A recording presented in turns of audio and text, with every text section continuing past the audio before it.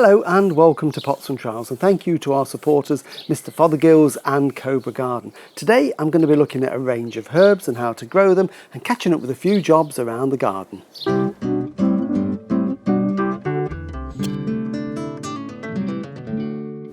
Well, I thought we'd start this week in the garden. It's always good just to have a look round and catch up with any little bits that need doing, and it's also important to check your plants to make sure they're not stressed or suffering from any pests or diseases, because very often you can nip these things in the bud. And I've just been looking at this lovely thalictrum. It's in flower at the moment. It's got more flowers to come further up. They're these lovely sort of mauvey, spidery little flowers. It's a perennial that comes back every year.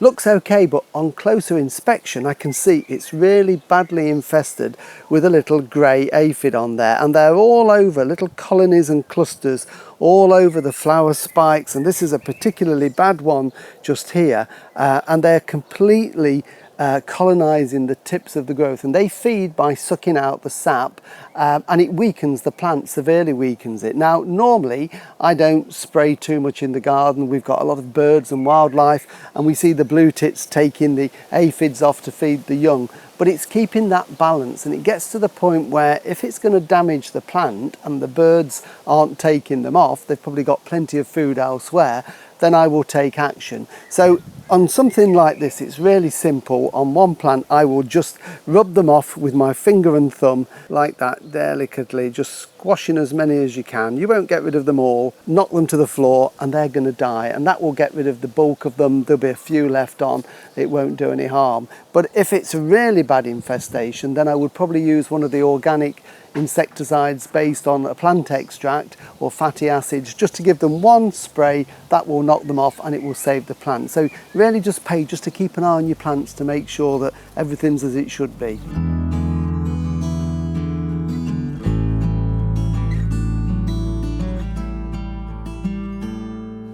The other thing I'm going to check on are the hellebores in the garden. I've got clumps at various places, and they flowered really well in the spring. Loads and loads of beautiful flowers. The flowers have all gone over now, but they've started to develop these big fat seed pods in there, which will be full of seeds. And in a few weeks' time, they will open and drop to the ground. And then next year we'll get thousands of seedlings, and I don't want them. So unless you want these seed pods for your own use to sow them and get more plants, then I always think it's a good idea to cut them off, and that does two things. It stops them seeding, it tidies up the plant. It's actually three things, because it also means that the energy then all goes in to making new foliage and building the plant up for next year. So it's just a case of working over the plant, snipping them all off, getting rid of these. Plant will look better and we won't get all those seedlings to worry about next year.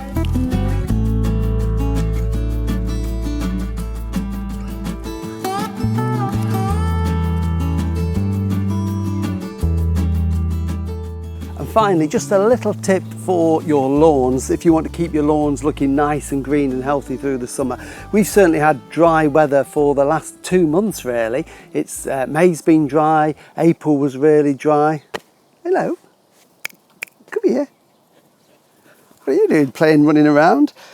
Yeah, we've had really dry weather, and the grass is now starting to slow down a bit. So I've taken away the grass box and I'm now using my mulch plug. And basically this just fits in the back there, so that instead of the grass clippings being thrown out, they're chopped up, cut really finely, blown down into the cover of the grass, and that recycles the nutrients and helps to keep the grass nice and green even in dry weather. And the other thing I do to help is just to lift the height of cut just one notch. That's all you need to do, so the grass can grow just that little bit longer, and again that helps to keep it green and nice and fresh. So if you want your lawn to look good, 2 little tips will make it look great all the way through the summer.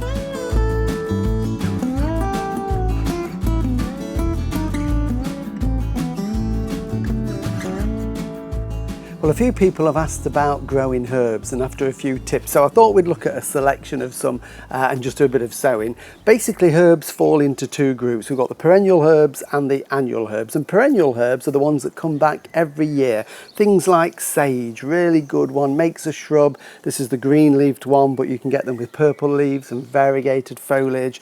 And then you've got things like the marjorams here and the thymes. Again, they're low growing, come back every year, great in Italian foods or with pork dishes, that type of thing. Rosemary is another one that makes a shrub. Not only does it have the lovely scented aromatic foliage, but it has beautiful blue flowers in late spring. And then of course things like mints. These die down in the winter, but they come back, and there are so many different types. I grow about 7 or 8 of them. This is the ordinary garden mint here. Then you can get spearmints, you can get lime mints, peppermints, chocolate mints, and this one here with a small leaf is strawberry mint. And if you rub the leaves, you've got a vague smell of strawberry on there. So they're great to put in the garden. They'll come back every year, or they lend themselves to growing in nice pots like this, and put them in a sunny place near your back door where you can go and pick them. Really easy to look after. The other types we tend to sow from seed, things like basil and parsley. They're really good to sow every year. And this is some parsley that we sowed a few weeks ago in a little pot of compost, and it's now germinated and making lovely strong plants, and in a few weeks time it will be as big as this, and we can start to pick that and eat it as we want it. But it's not too late to sow them. They are really easy. You don't have to have a garden. You can start these off on a windowsill. All you need are some pots like this, some small pots, and some compost in there, and I'm just going to fill this up. And this is ideal for doing with basil at this time of the year, because basil likes it warm. I'm just going to tamp that down a little bit just to give me a nice flat surface. So basil seed you can just sprinkle on there, but I'm going to use one of these, and these are really good. If you've never done it before, it takes the effort out of sowing. These are little seed pads, and this is the sweet basil, and inside it's got several of these. Look a little bit like a tea bag really. It's like a tissue paper that it's got the basil seeds in between. So I've leveled my compost, and I'm just going to put that on there, and it fits in a 3.5 inch pot. That's 9 centimetre pot, so that fits perfectly in there. And then it's just a little bit of compost on there, not very much, centimetre at the very most, just to hold that down. Tap it down, and then I'm going to give that a drink with some water. Not too much, but I'm going to moisten the compost. That will go down onto the tissue paper. That will dissolve it. And if that goes on a coolish windowsill, not in direct sun, they will germinate, and then they can be grown on either on the windowsill or brought out. So there's loads you can be doing now. You can be sowing them. If you buy any like this small plants from a garden centre, pot them up into a terracotta pot, put them outside, enjoy them all the way through the summer, and take that wonderful fragrance from them.